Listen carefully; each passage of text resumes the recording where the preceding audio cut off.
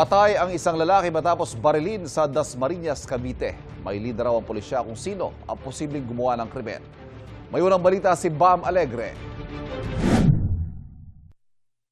Dead on the spot ang lalaking ito sa Dasmariñas City sa Cavite matapos siyang barilin sa ulo. Base sa investigasyon ng mga pulis, kakatapos lang daw mga lakal ng basura ng biktima nitong Lunes nang may makasalubong nakakilala sa isang eskinita. Doon na raw nangyari ang krimen.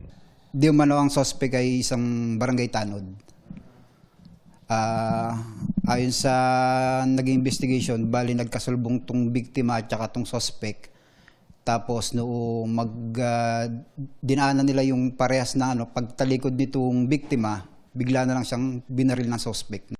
Bukod sa tama ng bala ng baril sa ulo, may tama rin ng bala sa paa ang biktima. Hindi na-recover ang murder weapon, kaya hihintayin pa ng pulisya ang resulta ng ballistic exam para malaman kung anong uri ng baril ang ginamit sa krimen. At large pa ang suspect at target na ng manhunt operation ng pulisya. May lead na raw ang mga otoridad sa kanyang pagkakakilanlan. Siguro mas maganda na sumuko na lang siya at ipaliwanag na lang niya yung rason bakit niya nagawang patayin yung biktima natin. Nahaharap ang suspect sa kasong first-degree murder.